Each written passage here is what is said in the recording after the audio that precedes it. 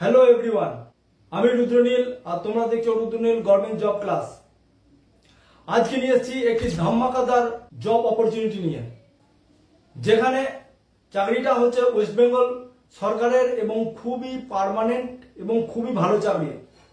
চাকরিটা হচ্ছে যে এলডিএ অর্থাৎ লোয়ার ডিভিশন ক্লার্ক, কলকাতা হাইকোর্টের নোটিফিকেশন বেরিয়েছে।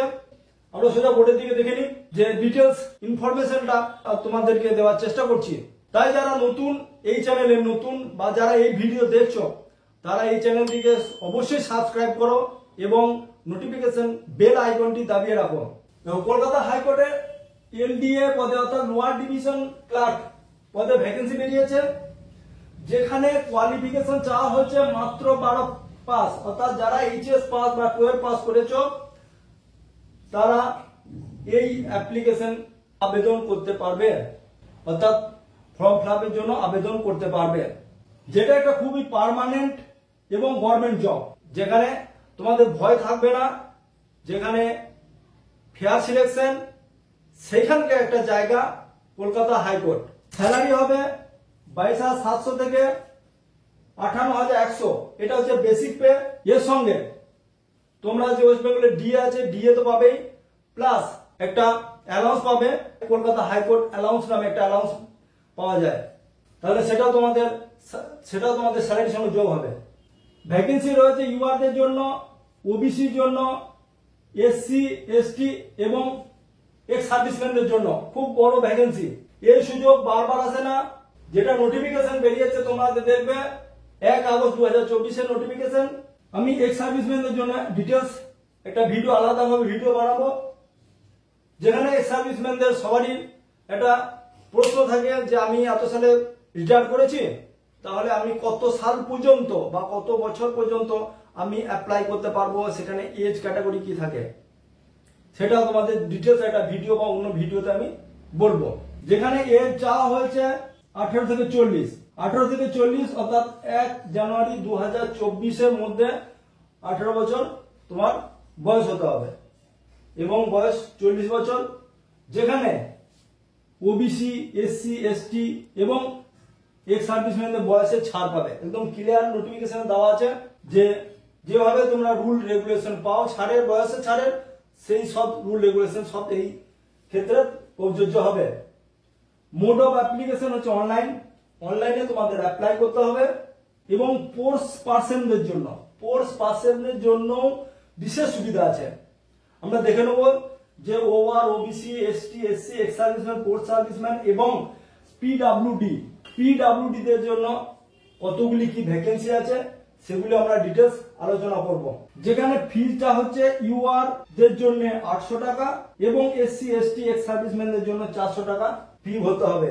ফিটা তোমরা সবাই জানো যে অনলাইন মোড ফি ভরা যায়, সেটা তোমরা বলে নেবে। পোস্ট প্রিফারেন্সের ক্ষেত্রে বলবো, এসব পোস্ট প্রিফারেন্সের জিনিসটা কি একবার দেখে নেবো। এখানে বলা হয়েছে অরিজিনাল সাইট এবং অ্যাপিলেট সাইট। অরিজিনাল সাইট এবং অ্যাপিলেট সাইট কি হচ্ছে, কলকাতা হাইকোর্টে দুটো সাইট আছে। একটা হচ্ছে অরিজিনাল সাইট, যেটা অরিজিনাল সাইটটা হচ্ছে যে কলকাতা যেটা ব্রিটিশ আমলে তৈরি হয়েছিল, যে পুরনো বিল্ডিং, সেটাকে বলা হয় অরিজিনাল সাইট। এবং অরিজিনাল সাইটের অনেক রকম ভাগ আছে, সেটা তোমাদের জানার দরকার নেই এই মুহূর্তে। তোমরা যখন চাকরি পেয়ে যাবে, তোমরা যখন ওখানে জব করবে, তখন আস্তে আস্তে সমস্ত ডিপার্টমেন্ট সম্বন্ধে তোমরা জেনে নেবে, যে কোথায় কোনটা কি ডিপার্টমেন্ট, কোথায় কি সব হয়, কাজ হয়, সব জেনে নেবে। আর অ্যাপিলিয়েট সাইট কোনটা, যেটা এই বাবুঘাটের দিকে 10 তলা বিল্ডিং, সেই দিকটা হচ্ছে অ্যাপিলিয়েট সাইট।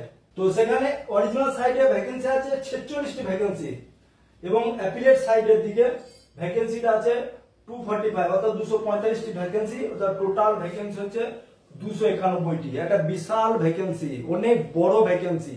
এরকম ভ্যাকেন্সি বহুত দিন ধরে আমি দেখিনি, বহুত দিন আগ পর্যন্ত দেখিনি।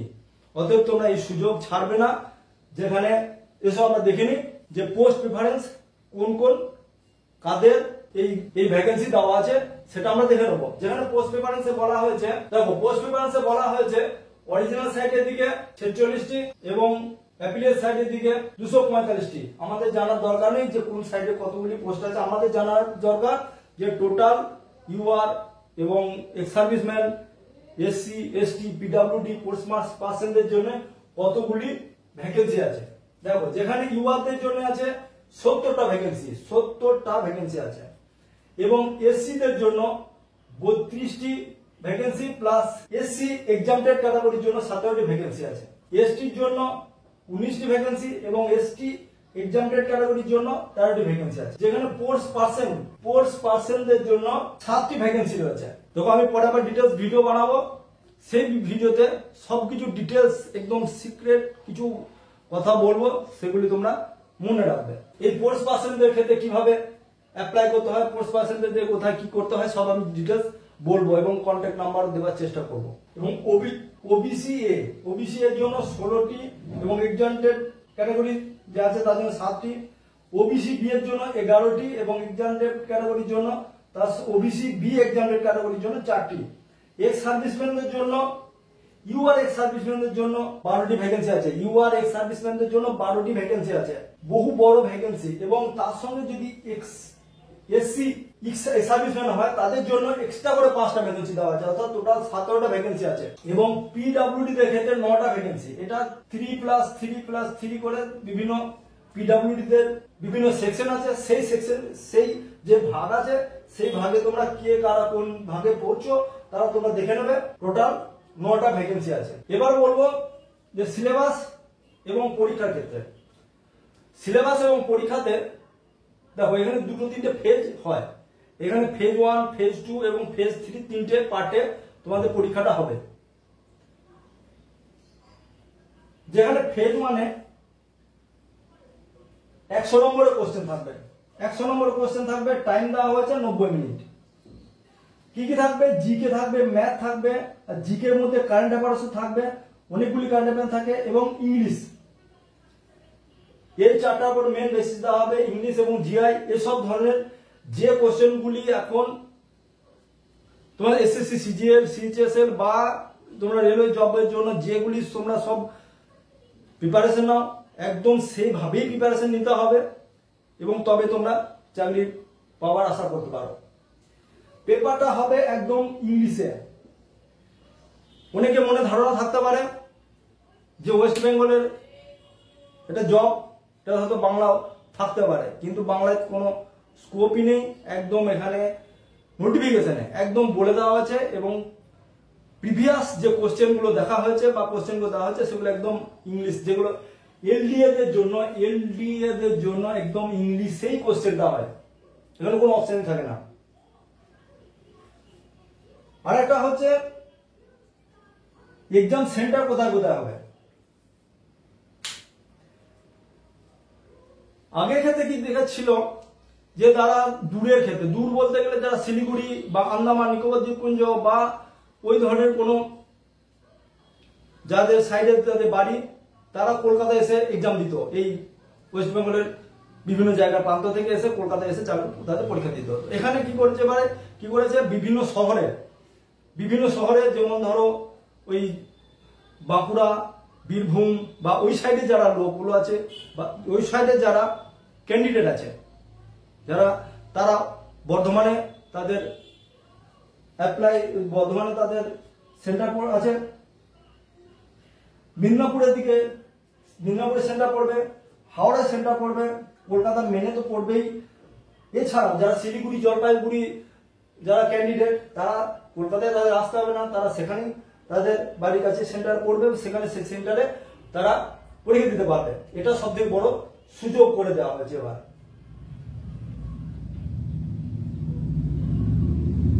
আরেকটা কথা বলি, এখানে ক্লিয়ার নোটিফিকেশনে বলা হয়েছে যারা ওয়েস্ট বেঙ্গল ছাড়া আদার স্টেটের ওয়েস্ট বেঙ্গলের জন্য অ্যাপ্লাই করবে তারা ওসি এসটি ক্যাটাগরি যদি হয়ে থাকে তারা ইউআর হিসাবে ট্রিটেড হবে। এটা একটা খুব ভালো সুযোগ এটা তোমাদের জন্য। হেল্প ডেস্ক নাম্বার দেওয়া আছে, কিন্তু হেল্প ডেস্ক নাম্বারে যদি তোমরা ফোন করো, তোমাদের কাইন্ড অফ ইনফরমেশনের জন্য বলে দিচ্ছি, সেখানে বলা হবে যে তোমরা ওয়েবসাইট ফলো করো, নোটিফিকেশন ফলো করো, এছাড়া আর কোনো কথাই বলা হবে না বা বলা হয় না। আজকের এই ভিডিওতে এই পর্যন্ত, ডিটেলস ভিডিও আলোচনা করব নেক্সট ভিডিওতে। ডিটেলস সাবজেক্টের সমস্ত কিছু আলোচনা করবো নেক্সট ভিডিওতে। এই জন্য তোমরা আমার এই চ্যানেলটিকে সাবস্ক্রাইব করে রাখো এবং বেল আইকনটি দাবিয়ে রাখো। আজকের মতো এই পর্যন্ত।